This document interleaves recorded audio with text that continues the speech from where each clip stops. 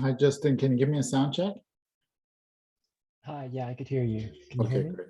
Thanks. Awesome.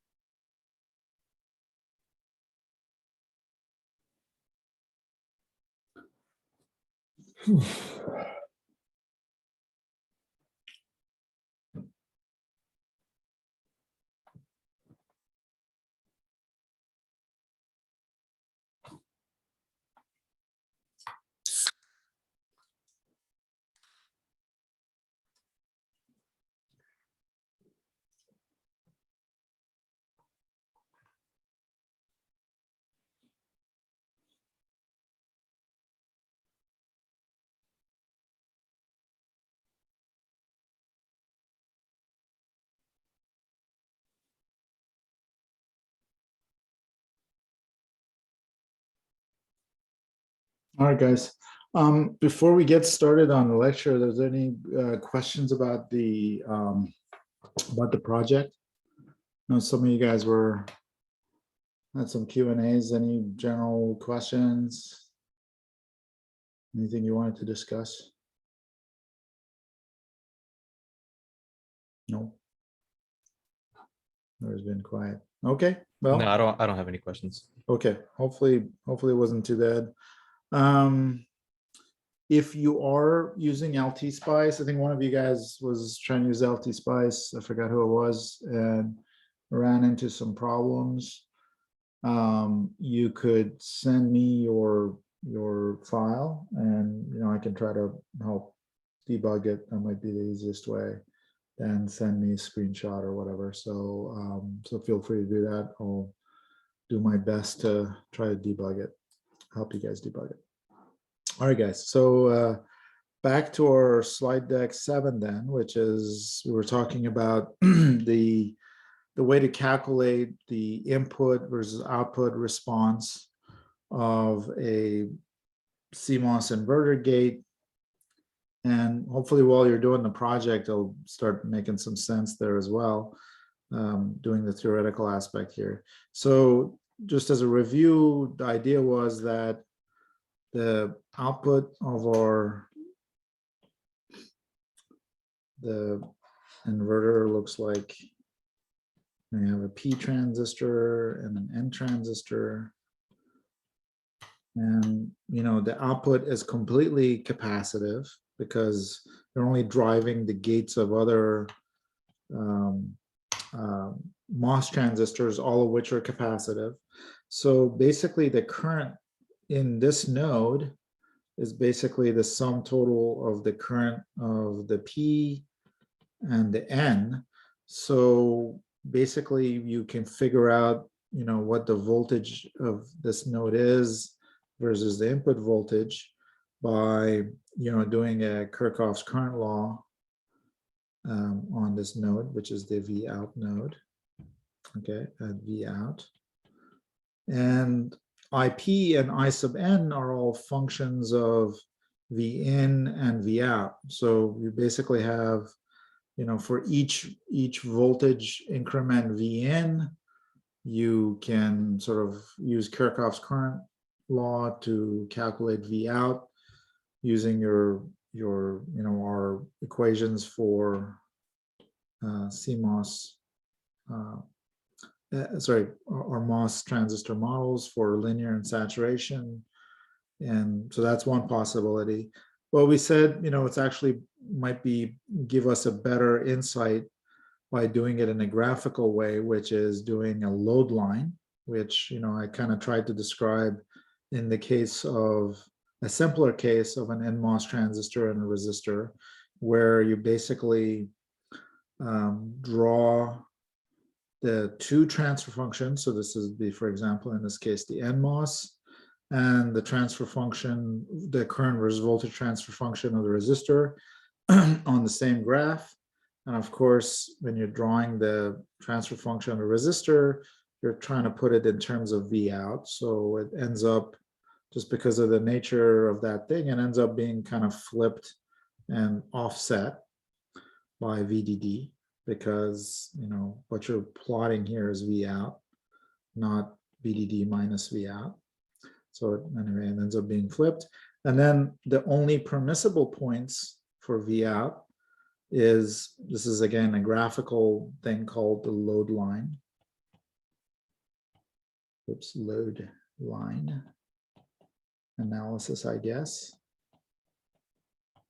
And so the only permissible points are where these graphs are the same, because again, Kirchhoff's current law in this case is the same way, is this current always has to be the same as this current, because there's nowhere else for currents to go. So these currents have to be the same, and so those are the only permissible points for each VGS value.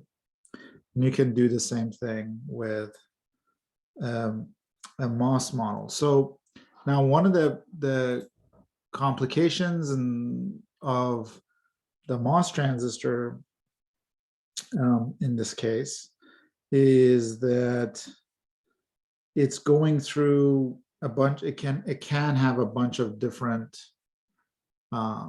regions of operation. So again, it could be depending on the VGS values. So if VGS is less than VT, or IDS is just equal to 0, so it's in cutoff. Okay, that's actually relatively easy. So that's that. If VGS is greater than VT, well, it's on, but now you have to look at the drain source voltage. If the drain source voltage is larger than VGS minus VT, it's in saturation. So its IDS is going to equal to beta over 2 VGS minus VT squared. And if VGS is greater than VT, if VDS is less than VGS minus VT, then IDS is equal to beta times VGS minus VT minus VDS times VDS over 2. And this is linear.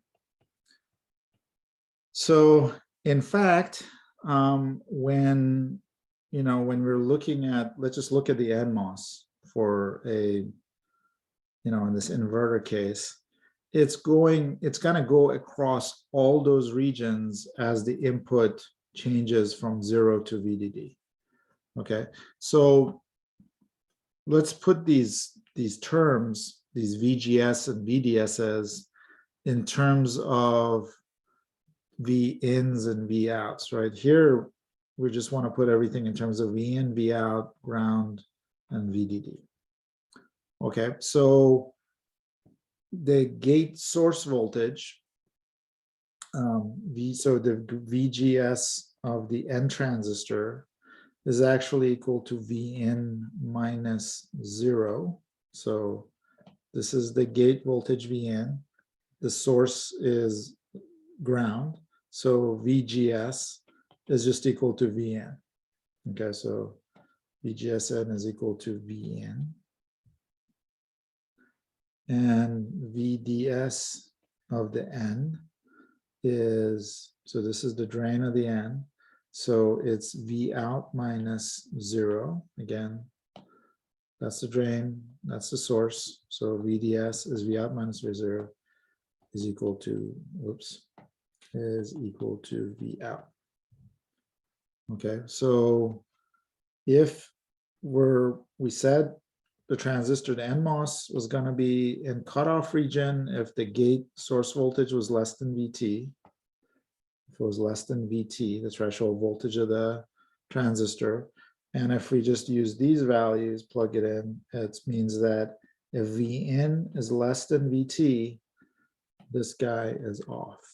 Okay, so that's one region of operation. Then if VGSN is greater than VT, the transistor is on, or in other words, if Vin is greater than VT, the transistor is on, but then we have to decide if it's in linear or saturation. So if VDSN is less than VGS minus VT, it's in linear mode. So that means, so VDSN is also equal to V out. So V out is less than V in minus VT, it's in linear mode. And if V out is greater than V in minus VT, it's in saturation mode. Okay, so it's going through all these modes as it's transitioning. So when the input goes from 0 to VDD, initially the transistor is off until VN gets to VT.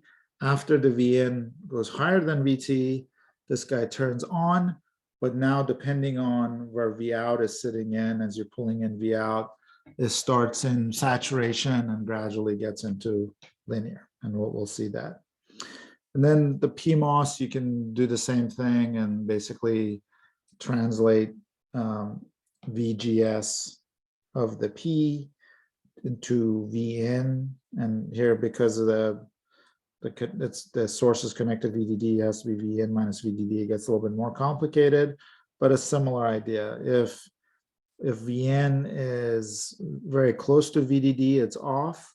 Once VN goes below VDD by the threshold voltage, it turns on. And then initially it's, the V out is going to be 0 in that case. So it has a very large drain. So large drain to source voltage, starts in saturation out here. And then as this gets pulled out to VDD, it goes into linear mode of operation. So it goes through all these regions. So now let's look at sort of a graphical way of looking at this thing. So assume for a second that this is all done we've sized the P and the N to reflect the fact that their mu-Cox is different, and we've changed their width over length ratios so that beta N is equal to beta P. So if we are plotting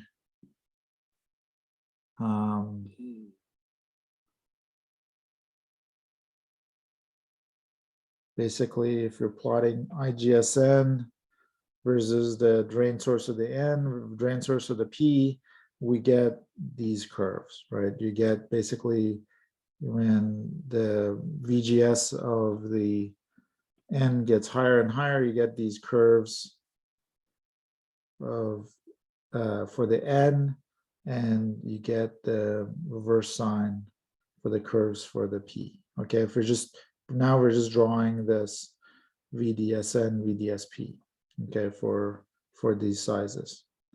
Okay, next thing we do is we want to basically translate these values, and we just want to draw V out versus IDS. And then remember, because we can do that because V out for the N is just equal to VDS, and V out for the VP is going to be VDS of the P plus VDD. Okay, so basically it pushes, and also remember that the currents, this is going to be, the direction of the current has to be the same for the P and the N because we're using Kirchhoff's current laws. So basically, I'm just like trying to have you guys look at me as I'm doing this, but you're kind of like flipping the current. I don't know if you guys can see me, but you're flipping the current over. So because now we have to plot IDS, so we got to flip this current over. And then because we want to put everything in terms of V out, we're shifting it over by VDD. Okay, because for the P, that's what we have to do. V out is VDSP plus VDD. Okay, so we end up, when we superimpose those two current voltages, we end up with this curve. So this is current, and this is the current at the output, and this is the voltage at the output. Okay, this is exactly the same thing we did for this resistor case. We had to put the resistor in terms of V out, so we flipped it and we gave it an offset so we could put it on the same graph. Does that make sense? I know it can get a little confusing when you're not used to looking at load lines, but it just comes out of the fact that you want to plot them on the same axes, so you're just shifting it over, so you're putting the currents and voltages in terms of V out and I out. Okay, so if you just do the math, it'll make sense why the the PMOS gets flipped, the current gets flipped over, shifted over when we plot it V out versus I out.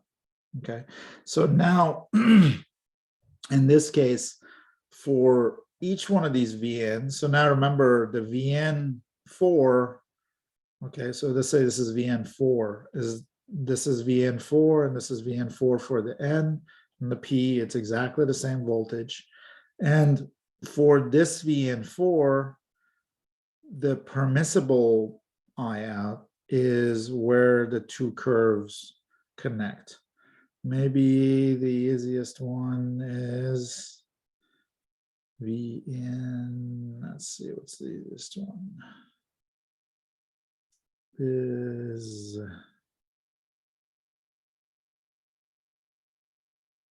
let's say VN3, okay? So VN3 for the NMOS is this green signal going here. So let me just emphasize it with green. This is VN3 for the NMOS. So this is some voltage VN. Let's say it's 3 volts or whatever it is. Okay, so that's the graph for that. And then for the PMOS sees the same VN3, but it sees this curve. So the only permissible point, the only permissible current is where they cross each other, okay? Because of Kirchhoff's current laws, that's the only point on this curve where the currents are the same. So that is where the V out has to be going. And so you do that for each one of these curves. So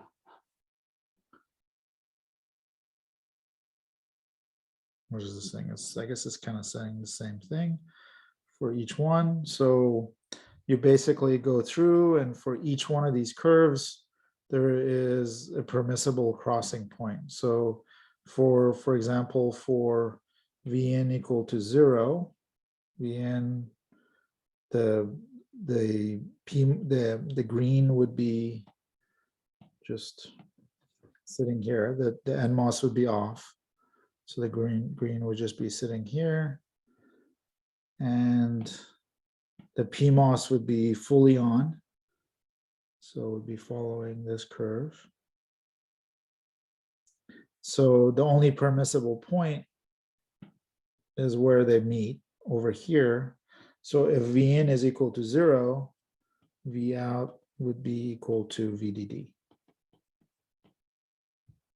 Okay, and you sort of do that for every one of these points, and you, again, graphical method of plotting it, and you end up getting all these points and plotting Vn versus V out.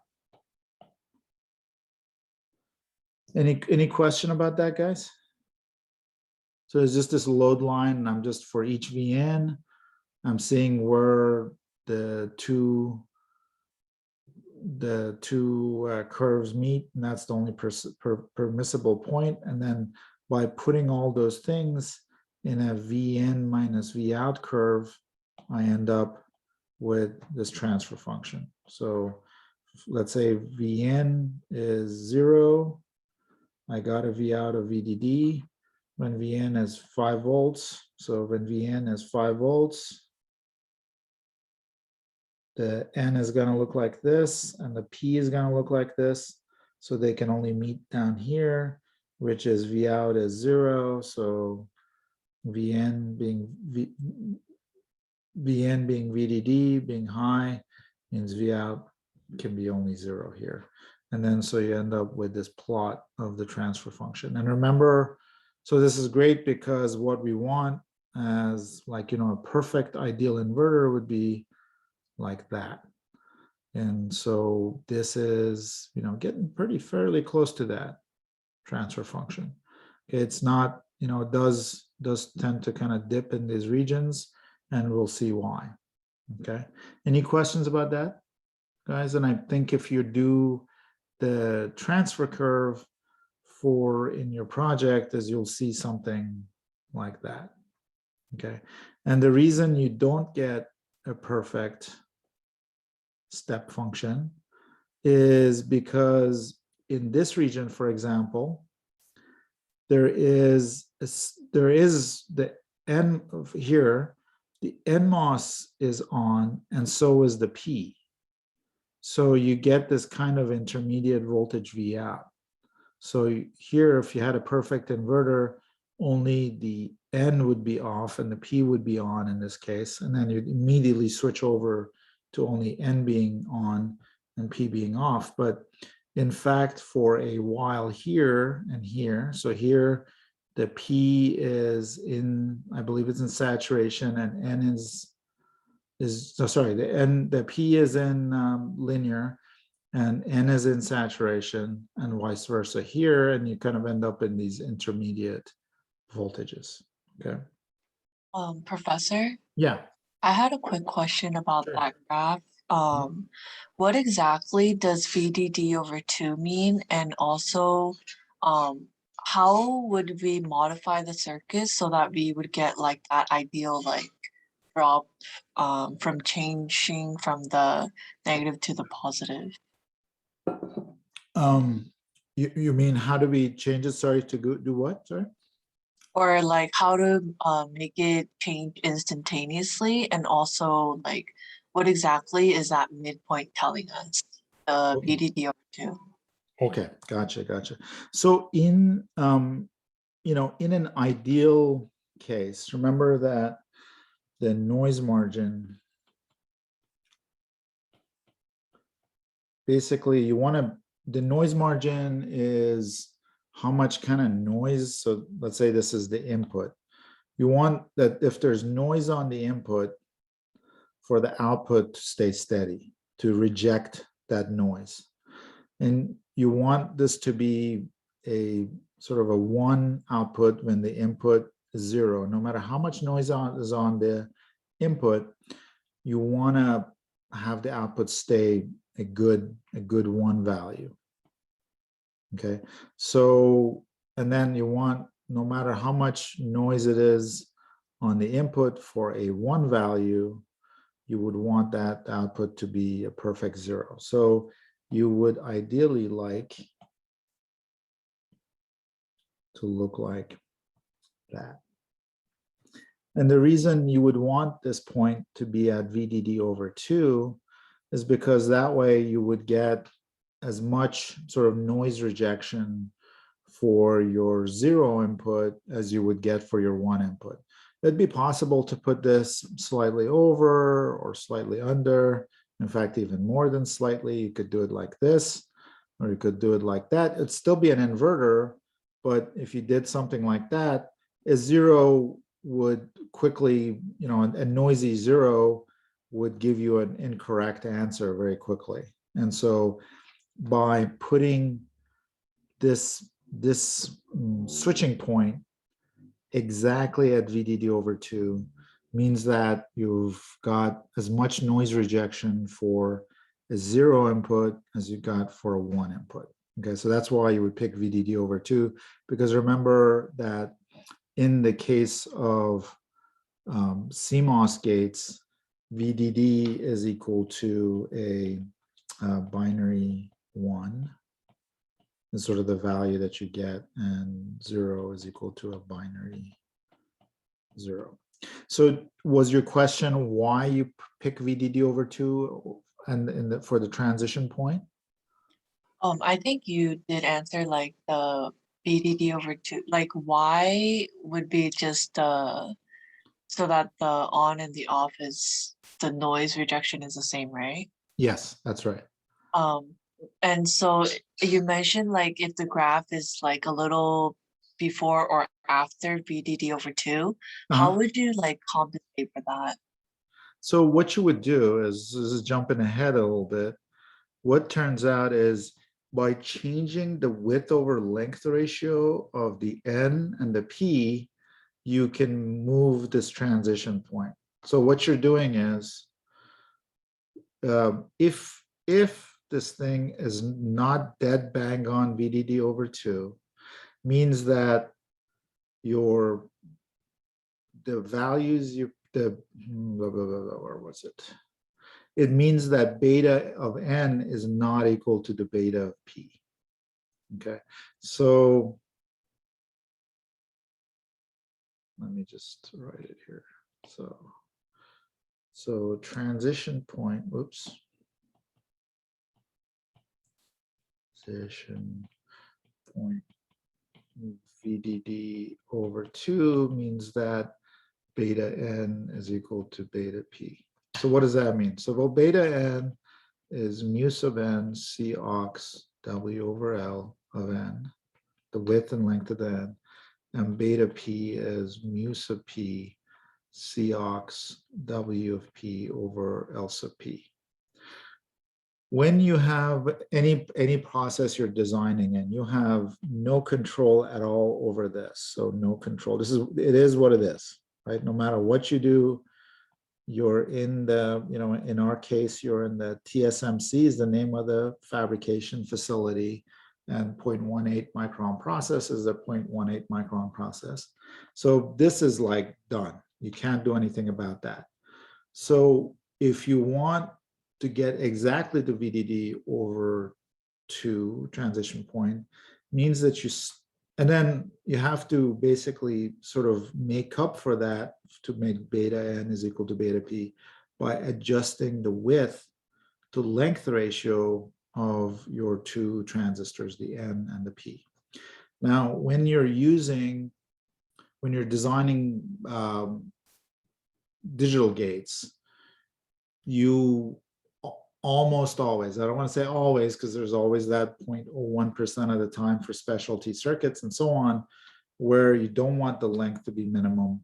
But for the purposes of most of what we do in this class, you want to make the length minimum. So the length for the N and the length for the P for the process we're in is going to be 0.18 micron. If you were in a smaller process, it'd be that, whatever is the minimum permissible.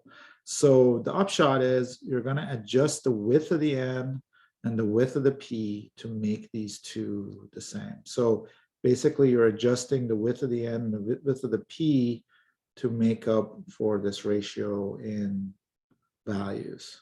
So again, let's say if you had a case where you wanted to shift this transition point over this way, you would make the P stronger, make the width of the P bigger than the width of the N. And if you want to make it pointed this way more, you would make the width of the N more than the width of the P. So let's say for the sake of discussion, you had a transfer function that looked like this, and then this guy was at, so in our case, this is VDD is 1.8 volts. And let's say this point wasn't VDD, wasn't 0.9 volts, it was, say it was 0.7 volts. Okay, and you want to take it to 0.9 volts. It means you have to increase the width of your P transistor until this guy shifts over. Okay, so you're making the P stronger than the N until, you're not really making them stronger than the N. Means that the ratio of the N to the P has to be smaller than what you've picked. Does that, you see what I'm saying? Yeah, and so when you increase that, increase the width, it slows down the signal, or? No, what it's doing is, it is right now, right now we're not talking about speed at all. We're just talking about the DC current, right? There's no time description in anything we've talked about here. So all you're doing is you're saying when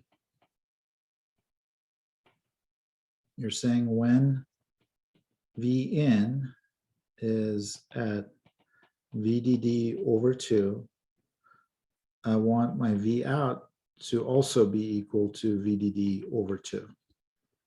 That's kind of what you're saying when you're saying I want this thing to be exactly at VDD over 2. Okay, and the only time that's possible is that this current I D of P is going to exactly equal to IDN. If this current is exactly the same as this current, this output is going to be VDD over 2. So what you're saying is when my V in is VDD over 2, I want this current to be exactly equal to this current. And the only control you have are the relative widths of these two transistors. So it's not that you're slowing the currents down, you're just adjusting or slowing the devices down. It's just that you're adjusting these currents to be exactly equal at a particular point of V in versus V out. Does that make sense? Yeah, so like I guess like why would we be getting like a 0.7 volt rather than a 0.9 volt? Because what happens is the currents become exactly equal at when V in is equal to 0.7. Okay, because that's just because of the relative ratios of mu n C ox. That's kind of what's happened. And so you need to somehow shift. You need to, that means that you needed, notice when V in is 0.7, you have lower voltage on the end, right? Your VGS on the end is less than 0.9, right? So if V in is 0.7, I have relatively lower gate source voltage on the end. And then remember the VGS on the P is V in minus VDD.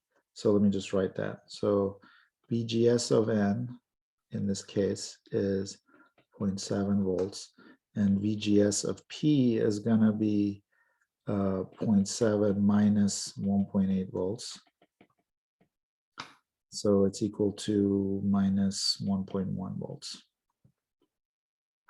Okay, so means that to get the same current, I had to put a lot more voltage on the P than I did on the N, right? My VGS of the P is a lot higher than the N to get the same current. That's why at 0.7 is when I shifted over.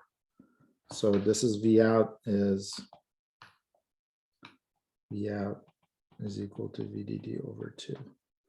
Means that my P is relatively weak because I had to put in more gate source voltage. Remember that depending on where you are, IDS is beta, let's say they're both in saturation, beta of VGS minus VT squared, means that I had to put higher VGS on my P than on the N.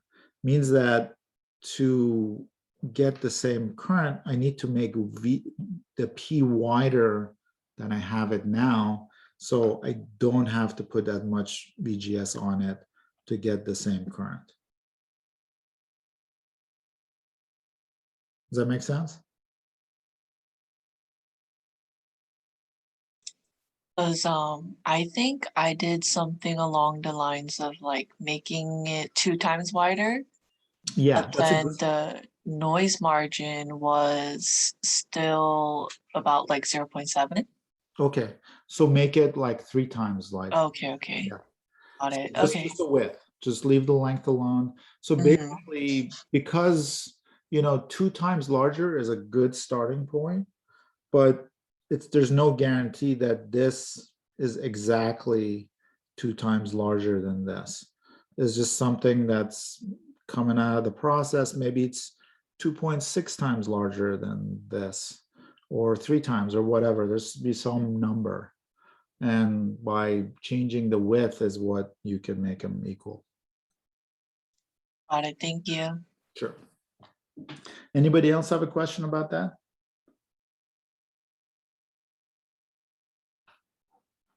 Let me check the chat.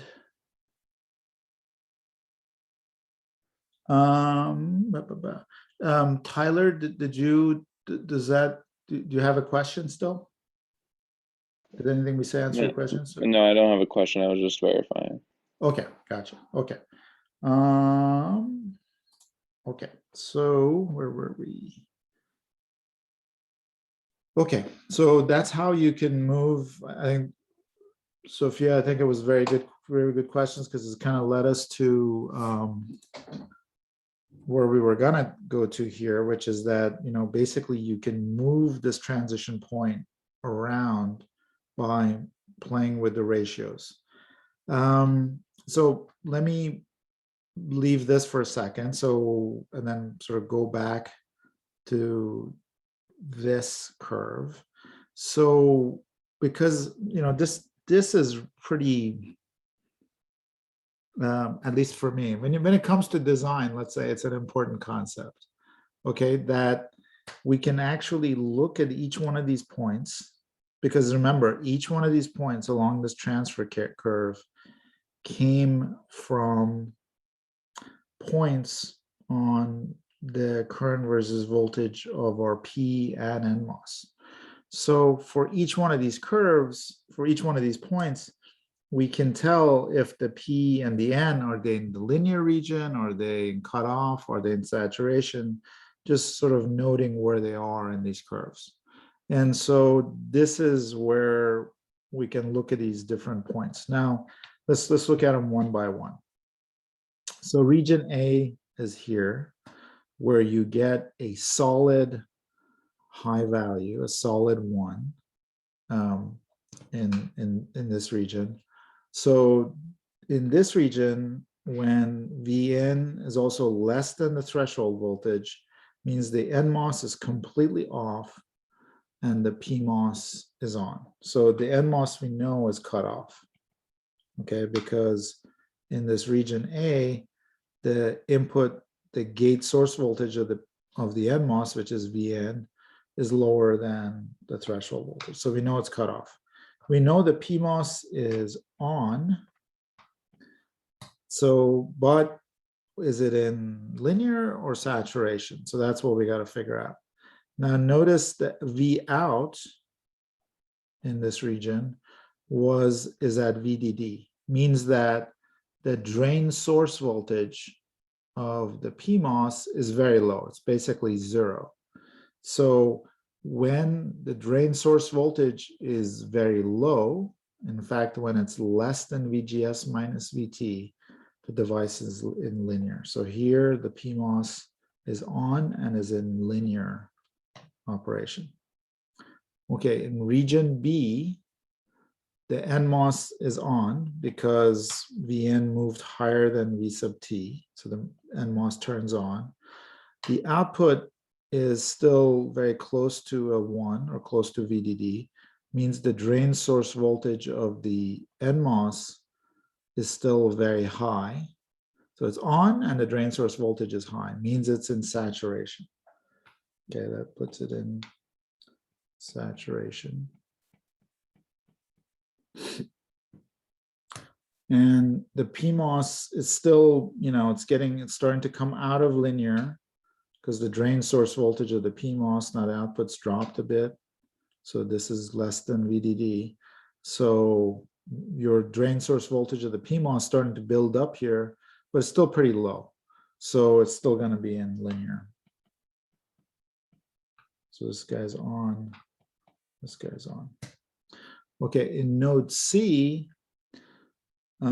both transistors are on still. So the NMOS is on and the PMOS is still on. So they're both on. And the drain source voltage is, so VDS is sort of VDD over 2 for both. And so, and VGS is also VDD over 2 in this point C exactly.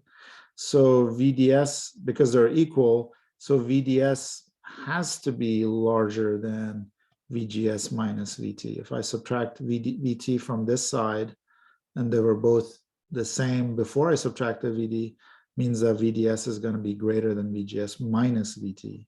So node in this, exactly in this middle region, they're both on and both saturated.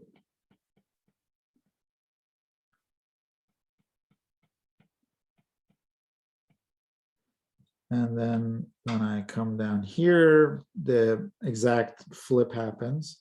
So basically this guy, the NMOS is now in linear because the voltage, the drain source voltage of the NMOS is now small because the V out has gotten very close to ground here. So that the here and here, the NMOS is on, but they're in linear mode.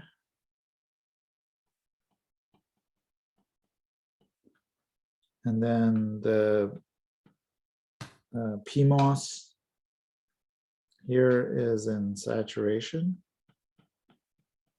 because it's still on by a small amount, but the drain source voltage is very high, so it's in saturation. And here the PMOS is cut off, so off. So again, if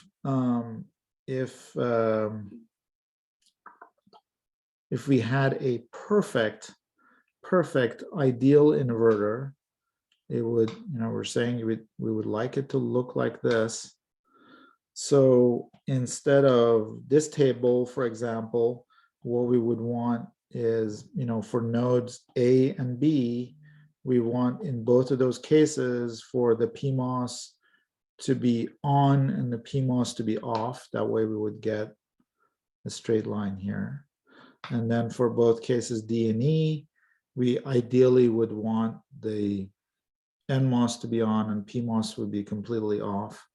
And then here we would basically want this transition point to be sort of, we would want to move through this transition point like infinitely fast. We wouldn't want I guess you're always going to end up here somewhere, but you would want this to be so sharp that I don't know what I would call that, whether you would even have a point where I guess for a very, very small, teeny region, infinitely small region here, they would both be on. But in fact, that region would be, again, for an ideal inverter, it would be, infinitely small region where they're both on. That, just flipping one from one off to another one on and vice versa. And so that's the difference between the transfer function of a CMOS inverter and an ideal inverter. That's because both of these guys go through regions where they become partially on while the other one is on as you're transitioning. So here, and here, they're both partially on. So you end up with this kind of a non-ideality. And so, by the way, the noise margins you define as when this curve gets to like a -1 slope and this point gets to a -1 slope, because when you get past -1, let's say here you're at -10 for the sake of discussion. The slope is -10, means that a small amount of noise here will give you a much higher noise on your output. So you don't want to be, as long as you're below the slope of -1, means that you're inputting, like here, your slope is 0, means that VN can do whatever you want and the V out will just stay at exactly at the value. You won't see any of that noise show up on the output. Okay, so that's good. Anything less than 1 or -1 is attenuating, means the noise, like out here, let's say you're at -0.5 curve. Any noise here will go to, the half that value ends up on the output. So still attenuating. But past that point, as soon as you go past the point of this slope of 1, you actually are gaining up the noise, which is like a really bad situation. So that's why you want to stay away. This is like a no-go region for the input. Like if your input is between where these things dip below slope of 1, means that any noise on the input gets amplified on the output. In fact, in analog circuits, when you want a really cheesy amplifier, and it's cheesy for all sorts of reasons, you actually build a sort of an inverter type structure, and you bias it up exactly at this point because you get a very large gain. By very large means like maybe 10x or 100x between input and output, and you can use this actually as an amplifier structure. It doesn't make a very good amplifier for lots of reasons, but we actually do use it sometimes when you want a really simple amplifier. But in a logic circuit, you want to avoid that region. That's why this is like sort of this region that's not allowed, and it's eating into your noise margins, but that's how it goes. It's not a perfect inverter, but it turns out that this transfer function is much better than any transfer function of other logic gates. So CMOS is actually makes a very good, very close to ideal logic gate. So we talked about moving, any questions about that, guys? So we talked about, how to center this thing.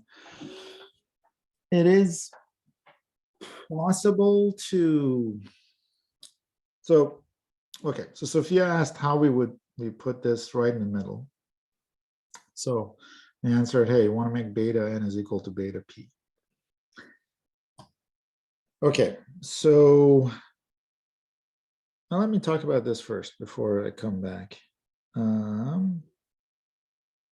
I think all this stuff we've talked about, right? We want to make the unity gain as like the point of, so this basically is saying I want to make this unity gain point as the noise, where I have the noise margins, and the noise margins are sort of defined at this point of unity gain, and you want to stay away from this intermediate region is sort of this region here. Want to stay away from that.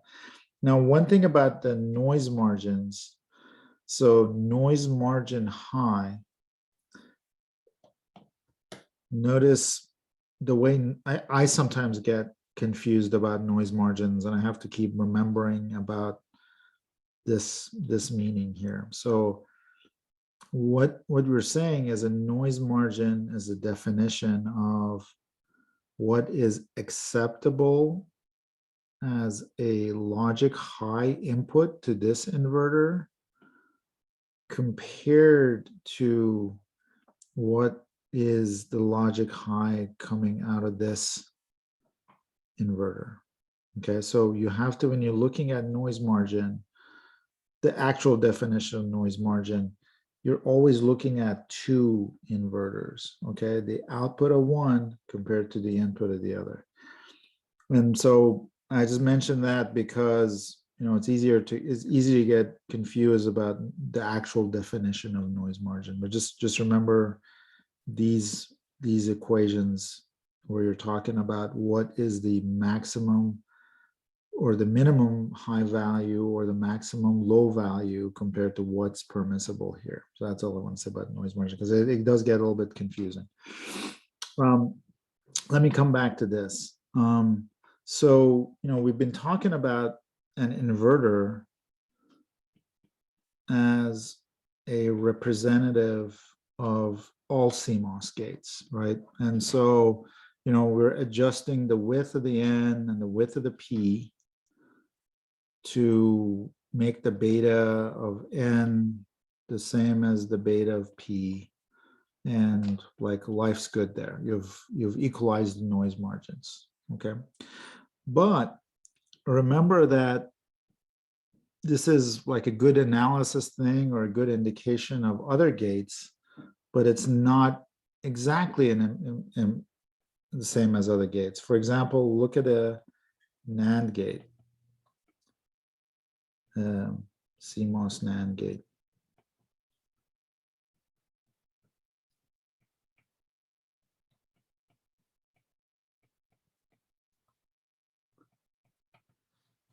The problem with this is, okay, let's say we set we adjust the width and the length of the piece. So the only time the ends are on is when they're both on here. So that means the equivalent length of this device is twice the length of one guy, right?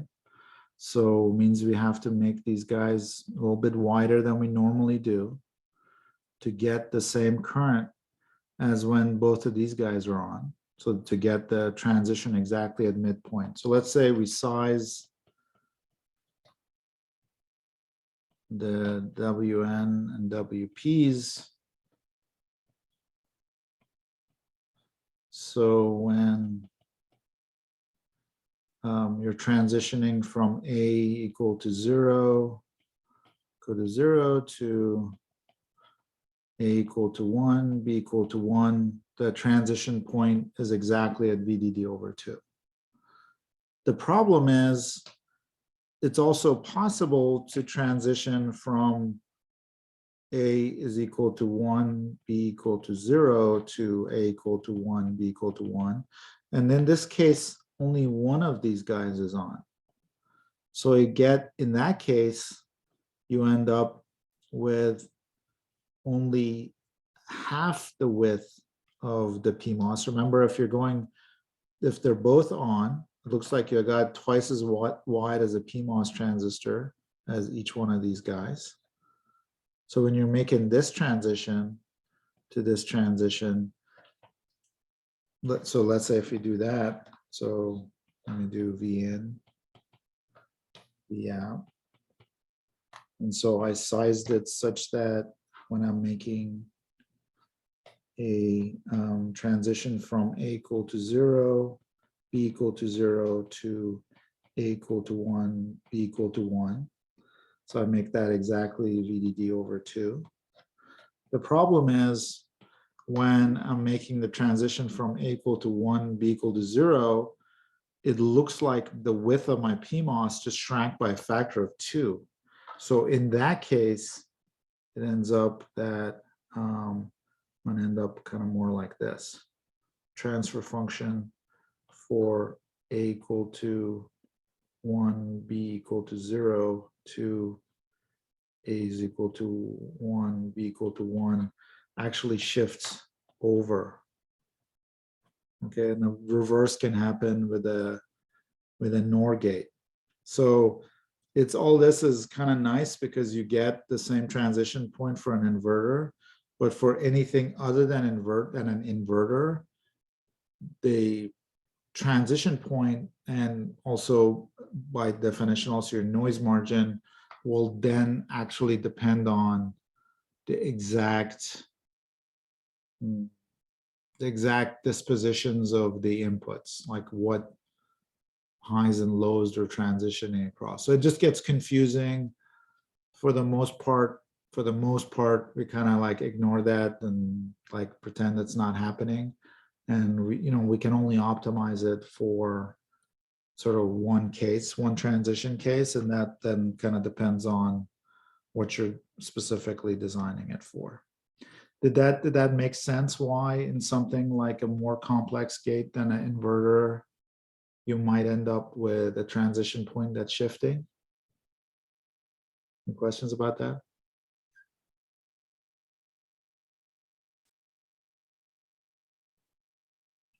Okay, so that's, if you guys don't have any other questions about the transition. So this was all going back to Sophia. Professor, Yeah. what if we have a case like A is equal to 0 and B is equal to 1? Like you just explained about A is equal to 1 and B is equal to 0. So that would look also exactly the same as this case, because the bottom line is you've only have one of these guys on.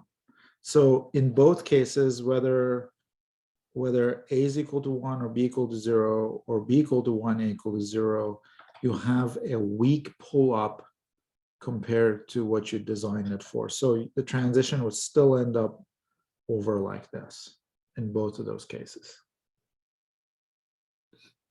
Okay, thank you.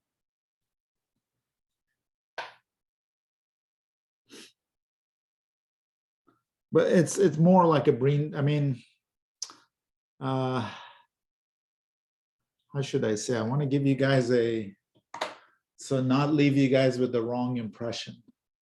So, a big part of when you want to equalize the noise margins is when you are, I'm gonna give you guys some general, some rules of thumb here for CMOS gate design. And I think the rule of thumb is this: when you want to have a clean design, and what's a clean design? A clean design is something that the noise margin high and low are the same, and say rise time, fall time are the same, those kind of things. You want to use an inverter. You want to simplify the design of the gate. The more complex the design of your gate, the more it's gonna be kind of start acting in like funny lopsided ways when you're transitioning from one point to another. And that's like a general rule to me of circuit design, that you want, when a lot of times you make complex gates, etc., when they're safe circuits. There are not a lot of stuff's going on. You've got plenty of noise margin, etc. You're okay. You're not using it for a clock or something like that. When you have like a clock network where, there the transition points are really important because it affects the duty cycle of your clock. So for example, imagine if you had, so forget about noise margin for a second. Think about what would happen if you have, you have this transfer function. You have a funky transfer function where this is VDD and this is like VDD over 4. And this is VDD, this is VN. So it really messed up this inverter, right? And you want to use this inverter as part of your clock network. So let's say your input, you've really worked hard to make your input a 50% duty cycle clock. What does that mean? Well, you've got 50% high and 50% low. Why is that important? Well, it's important because a lot of times you're using both edges of the clock, and you want to basically, if one is wider than the other one, you could have like, one of them isn't going to be as efficient. So a lot of times what you're working really hard to make the duty cycle. Have you guys heard about the term duty cycle? Yes. Yeah. Basically you want the high to be, it's a ratio of the high to low values. Okay, now let's say you plug this guy into this really weird skewed inverter. Okay, imagine what this does to the duty, this guy, the fact that you're transitioning closer to the 1 versus the out does to the duty cycle of your clock. It's gonna basically make your duty cycle of the clock, you're basically gonna end up with a lot wider zeros than you do ones. Okay, your ones are not gonna last very long, and your zeros are gonna last a lot longer. So you just took this period, so if this is out, this is in, the periods are going to be the same, but your duty cycle just got totally messed up. So it may go, it's going to mess up all the work you did, or maybe the user, you're telling him to give me 50-50 duty cycle. You might just end up with a 40-60 duty cycle.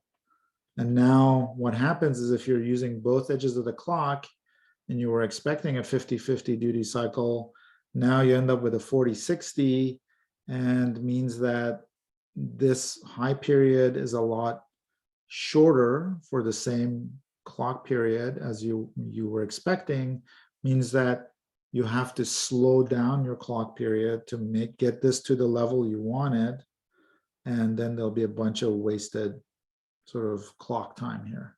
So all of a sudden your circuit went from something that could use efficiently your entire clock period to something that is no longer efficient. So again, this rule of thumb is when you are dealing with these really sensitive circuits like clock drivers, things like that, inverters are, like you can never get a NAND gate to act like it's difficult to do a NAND gate like we talked about at VDD/2 because it depends on the inputs, etc. So even a NAND 2-input NAND gate, now imagine like a 3-input NAND gate or a 3-input NOR gate or something, it's going to have all sorts of funky things going on with it. Most of the time we can ignore those kind of things when you have some circuit that's operating at a lower speed, or it's deep in the core of the circuit where you have a lot of noise margin to deal with. As you talk about clock networks or input output circuits, etc., those tend to have a lot lower noise margin, as we'll see in the rest of the projects coming up for various reasons that we'll see.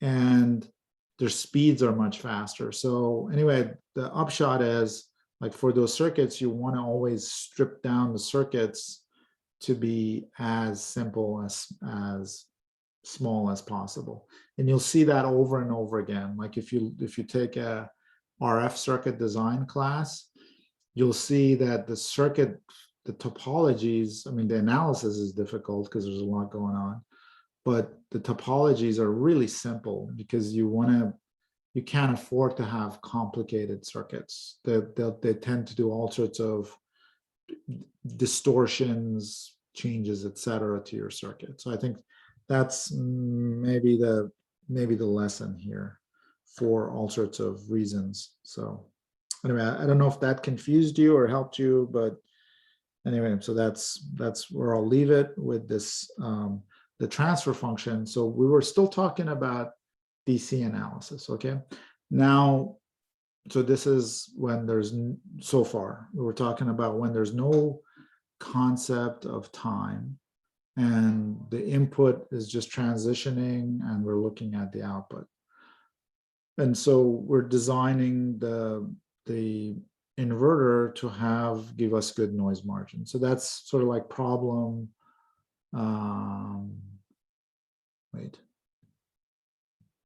yeah, so that's problem one kind of the project, okay?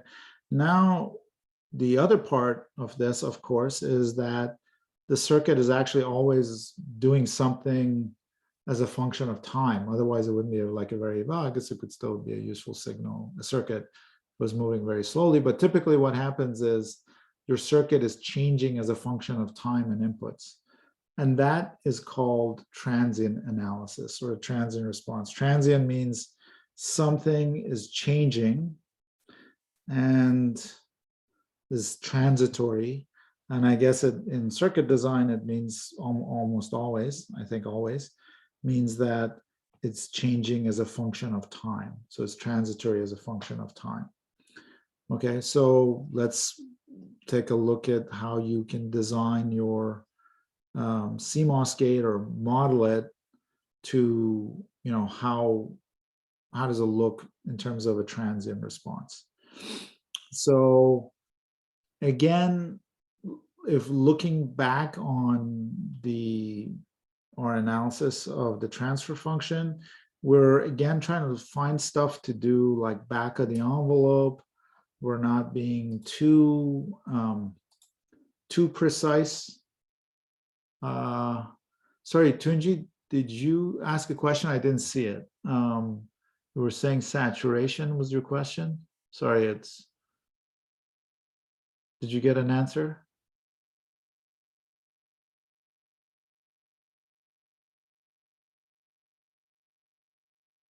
You might be in mute.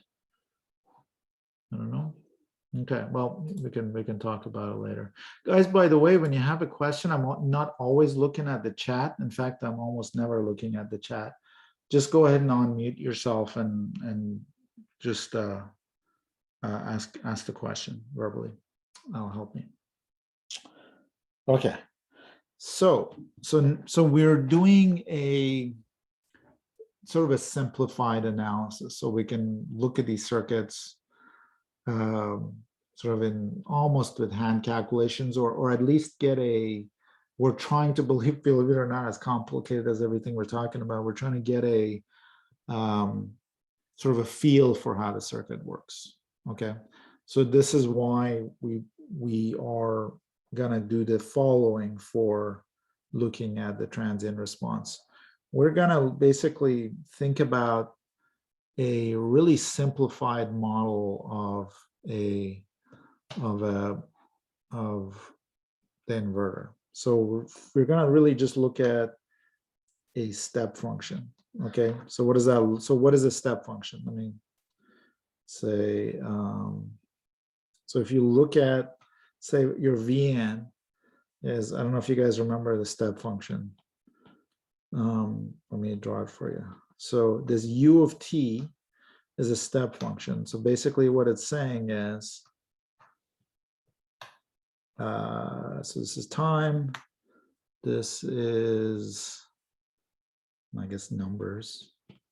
So the function u of t is, if I just plot u of t, it'll go to a value of 1 at time equal to 0 and stay at 1.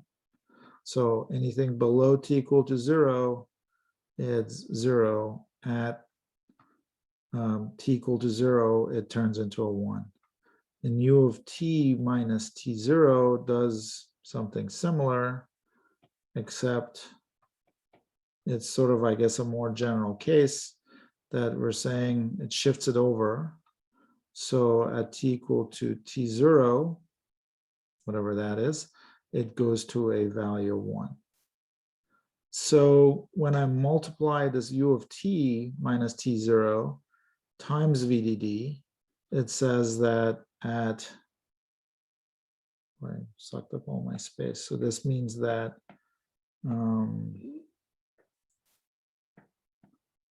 I'll end up with something like this as a function of time. So this is be u of t minus t0 times VDD. So that'll look like a voltage. So here it'll be in volts. This axis, this would be in time. So what you'll end up with is at time t is equal to t0, my input goes from 0 times VDD is 0 to VDD. Because I'm multiplying u of t times VDD. So my input is going from 0 to VDD at time t equal to 0. Everybody with me? This is as complicated as the or signal processing gets here. So when before t equal to t0, when Vn is 0, or when Vn is 0, this guy is off and this guy is on. So when at V out, when t equal to less than t0, V out is just equal to VDD.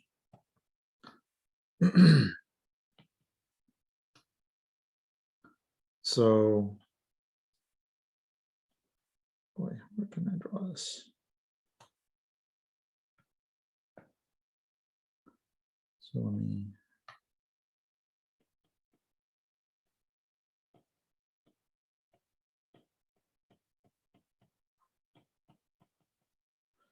So we've got this time, then we have the in at t equal to t0, it goes to VDD.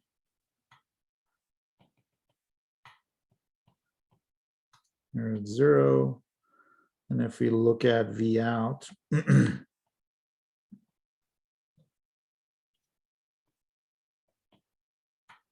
so This is V out.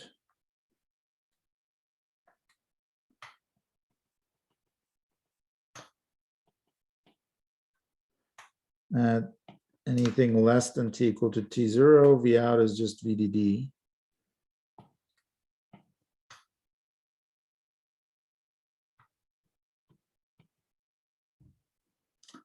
And at t equal to t0, this input like immediately goes to VDD. Okay, one definition of U of t, the step function, is this step is a very, very fast step. In fact, it's infinitely fast. There's no rise time here. It goes from like 0 to 1 in no time. I don't, so infinitesimally quickly. So all of a sudden, if I multiply that by VD, again, this is a model, is this guy, this input goes too high, means I immediately basically start turning this off and this guy turns on. Okay, so I know I've turned this guy off and now I'm pulling the output low. And what's going to happen to the output? It's going to start coming down because now, before this point, I have my NMOS looks like an open switch. After this point, my NMOS looks like either a current source, oops,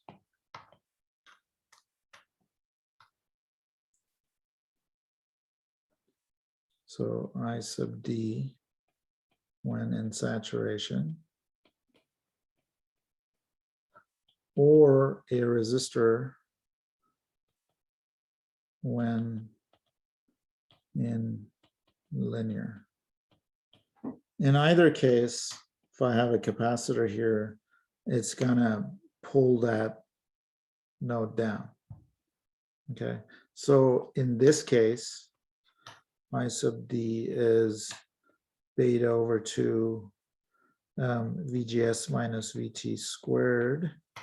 And in this case, I sub D is beta VGS minus VT minus VDS over 2 times VDS. Okay, and this by this resistor, I'm putting, this resistor very loosely. It's a very, very crummy nonlinear resistor. Okay, so if you look at a capacitor in this case of saturation, so let me move this down here a bit. So if you look at this case, if you put a current source in parallel with a capacitor,